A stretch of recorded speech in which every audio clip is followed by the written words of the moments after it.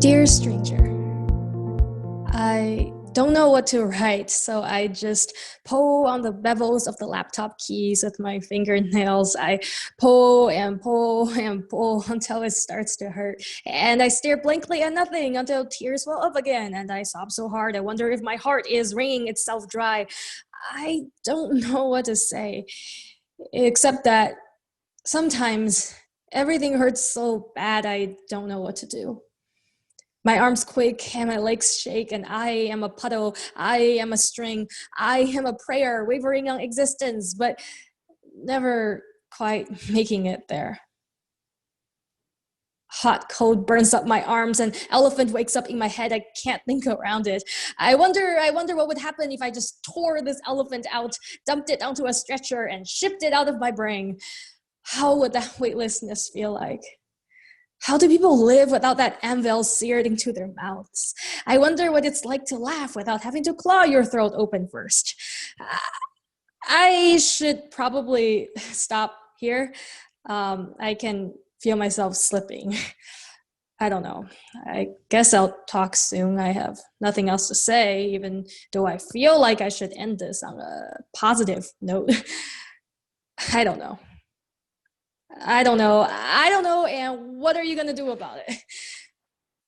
What am I gonna do about it? I wrote that letter for myself. At 14 years old, I still dabbled in bedazzled hairbands and wore shirts with neon slogans like, "You're looking at awesome." So it's probably not a stretch to say that I wasn't the most innocent child. And, to be honest, I found trouble everywhere. Or if you ask me, adventures. I was sassy. I convinced myself I was funny. I tried to be punk, pretended like I was a Chinese princess.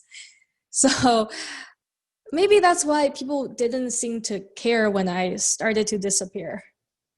Maybe I didn't know it, or maybe I somehow wanted it that way, but the greatest trick I ever played wasn't on others, but on myself. So here's the thing. About 2 summers ago, I interviewed people about mental health from the wealthiest districts of San Francisco, where a one-bedroom apartment can cost more than an entire rural mansion, to neighborhoods where concoctions of drugs punch through air to assault far more than nostrils, urine staining the streets like murals. And no matter where I went, someone would always blurt out, "You're doing this because you have a personal connection?" How could someone so sad be so young?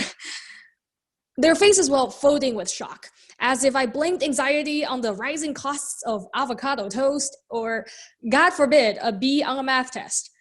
I wonder if they immune to trauma and exhaustion too. Apparently, human emotions are too complex of sensations to be felt by youth. But those questions, those doubts, I wasn't surprised to hear them because I heard them before. Not from others, but from myself. See, I'm a first-generation Chinese American immigrant. I am from a rural village in the poorest province of China. I am an ethnic minority, indigenous to our Guizhou mountains, stretching back generations. Our history is old as the slopes, rich as the smell of rice in rain. So how could I feel so empty? How could I look in the mirror and see lips stretched wide open, yet hear my own bones collapsing? Why am I so deceiving to myself?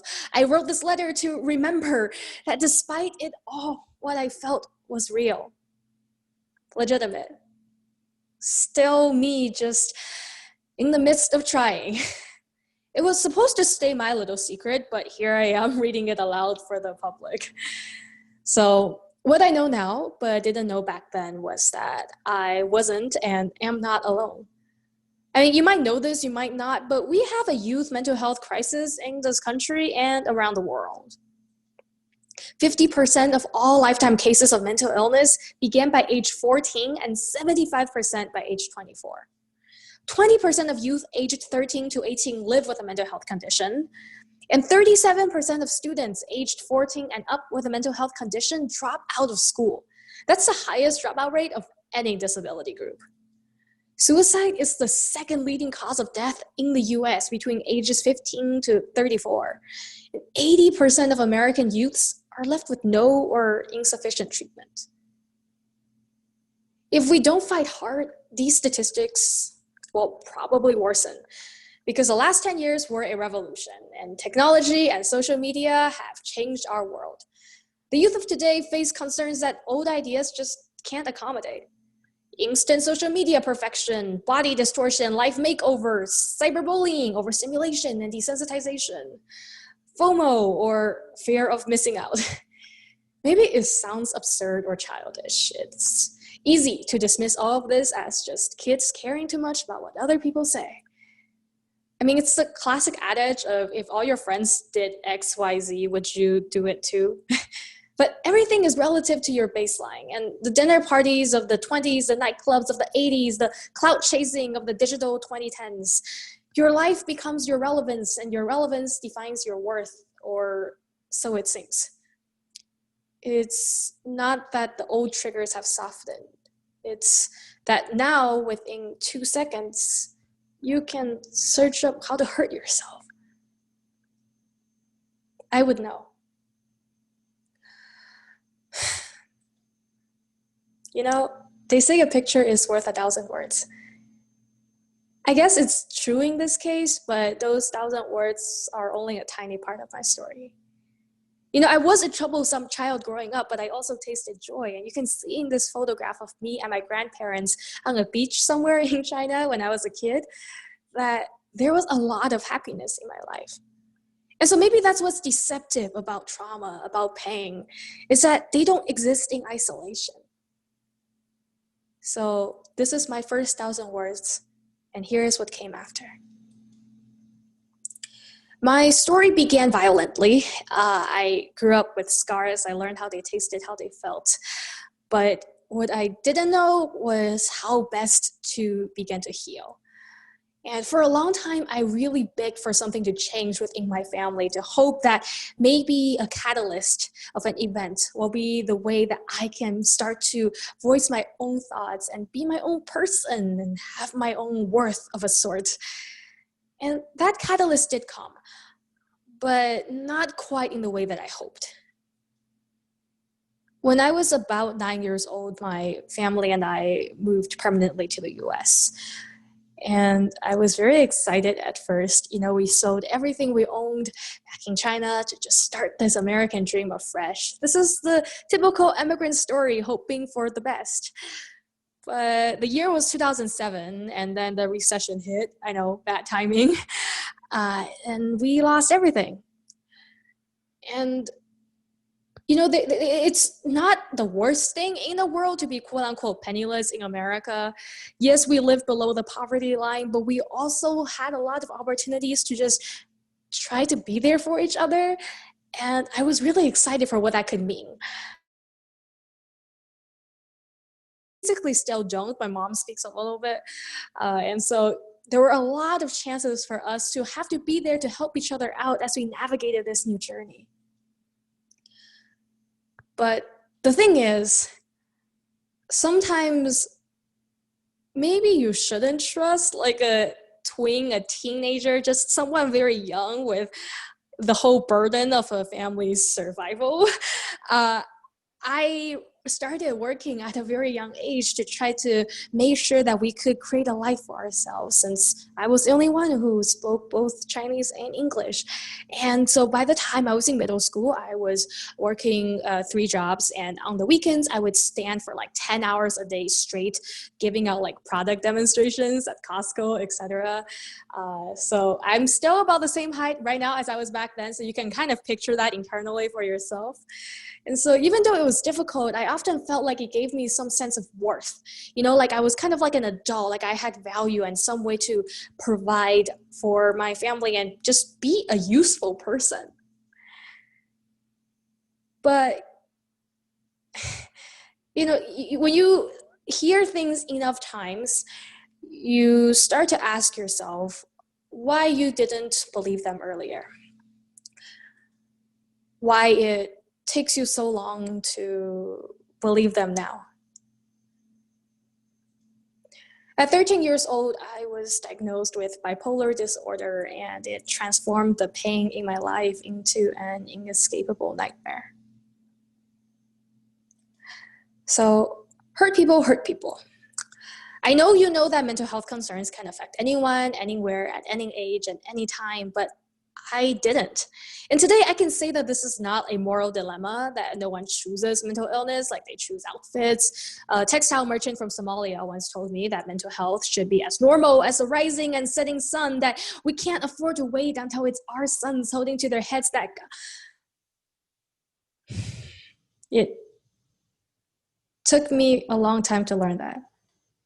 I mean, how true is this hurt people phrase? My family grew up with intergenerational trauma. My dad has a long scar etched into his body from a childhood beating that left him alone and bleeding. Not a result of hate, but a twisted, passed down motion of love. And this is not unique to Chinese culture. And I want to emphasize that East Asian and other cultures all offer tremendously powerful and unique structures for healing.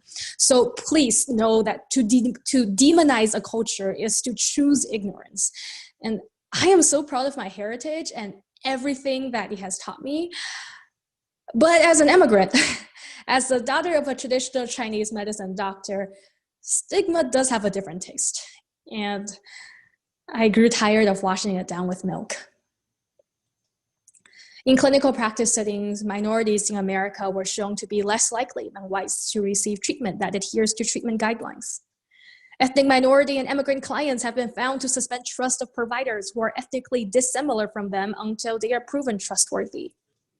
Asian Americans use mental health services at about 1/3 the rate of white Americans, and the rate is similarly low for other minority groups, even though there have been no studies that show that white Americans are, say, more likely to experience a mental illness.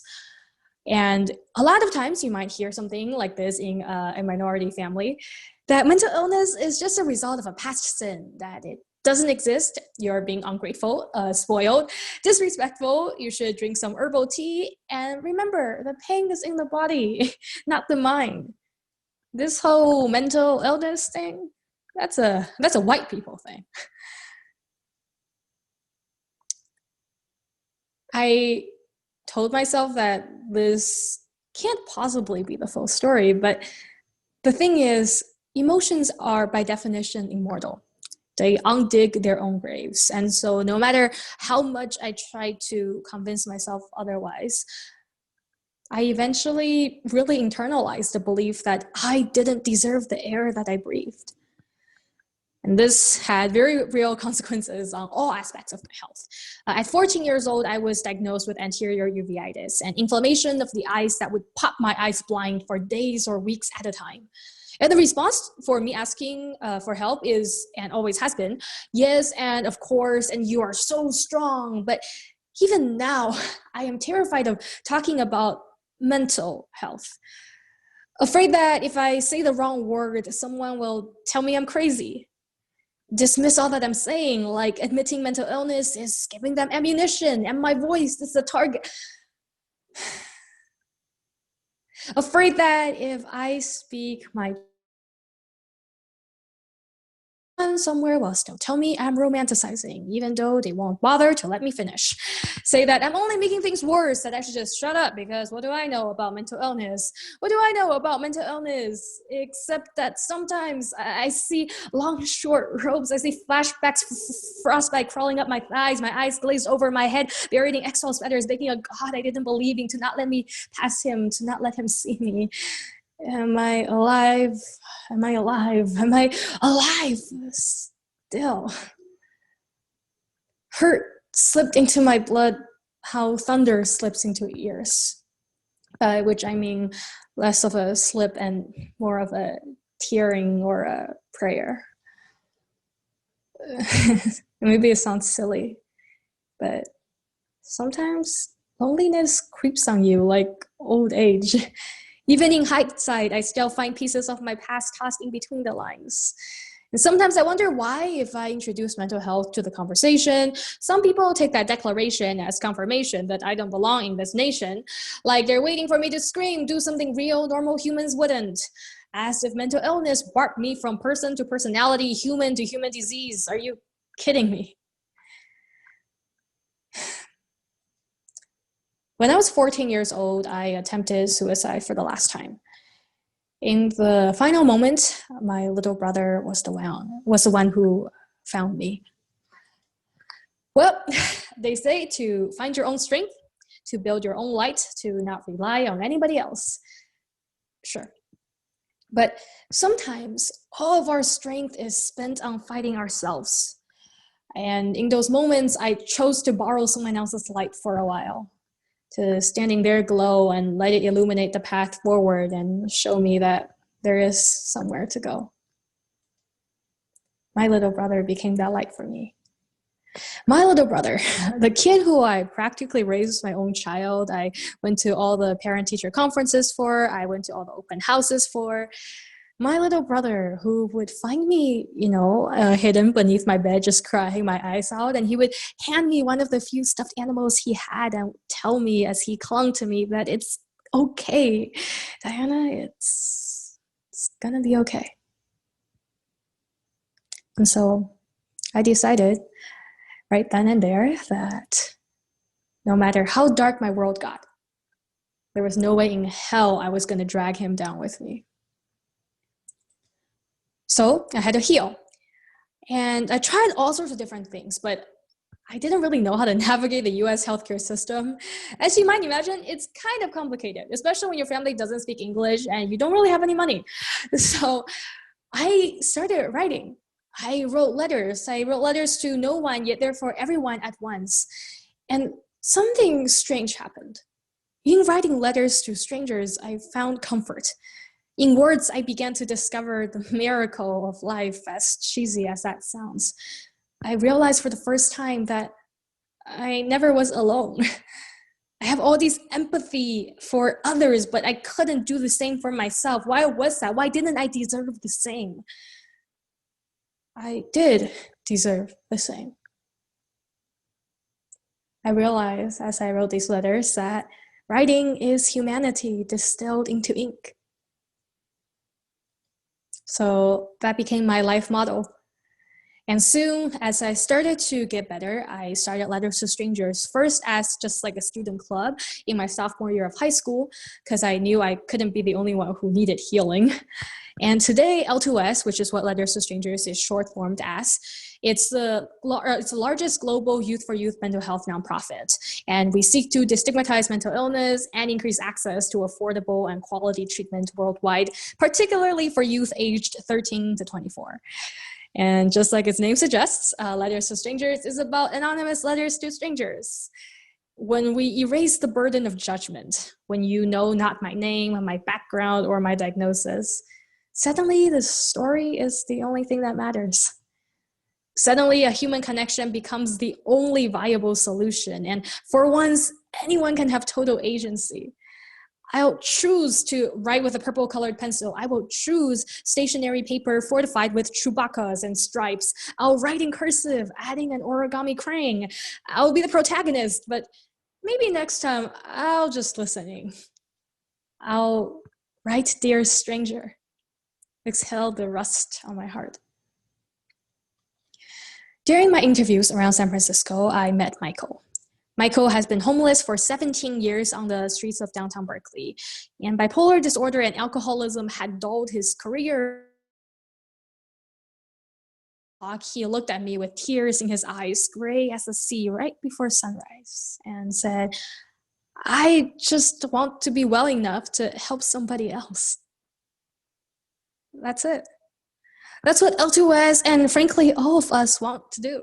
You write a letter to a stranger as a stranger, exchanging between countries and schools and organizations dedicated to youth whose lives tore with the scars of war and abuse. Human connection matters, empathy matters. Someone somewhere may be wondering the same questions as you, and they might feel alone.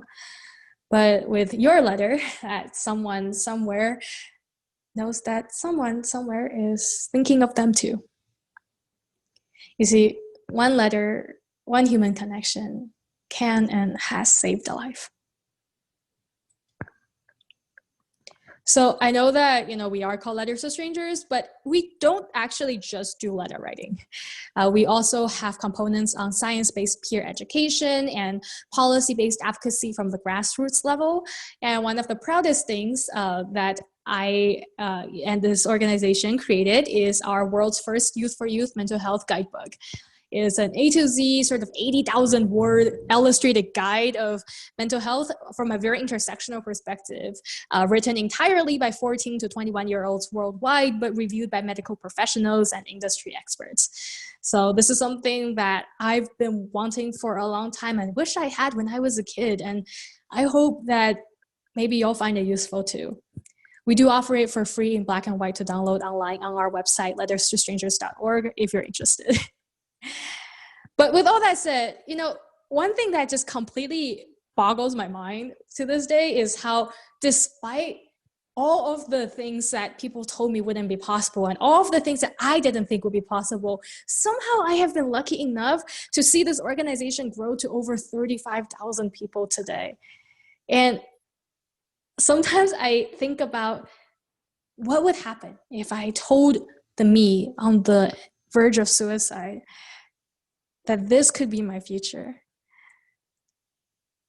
I don't think I would have believed it, but I think I would have liked to. And I definitely do. So with all of that I learned, I wanted to see if there was something else I could do to further the message. And I did mention before that a picture is worth 1,000 words. So I ended up turning to photography, which funnily enough became a big hobby of mine, like right around the same time as my uveitis eye disease hit. So I thought it was very funny of the universe to just coincide these events in my head, but it's okay. The blindness episodes were sporadic, and every time I came out of them, it was so much more beautiful to see the world in all of its colorful, glorious beauty. I'm not going to go too deep into details about these pictures. I'm just showing them here. These are part of my Minority Mental Health Month self-portrait series that I made back in 2017. And the reason why I'm just skipping through them pretty quickly is because the main point actually is that I went viral, which is crazy. The series ended up getting over 2 million views, which blew my mind. But as you can probably imagine, the internet can be kind of scary. And I got a lot of hate comments. Attention-seeking yellow beep. What do you know about mental illness? People were really mad that I used a lot of color in my photos. And they were saying that I was romanticizing mental illness by making all of these quote-unquote beautiful depictions. But here's the thing. This was an expression of my life, my story. And yes, it was colorful. It was psychedelic. At the same time, it was nightmarish. It was hellish. It was beautiful and a torturous adventure at the same time.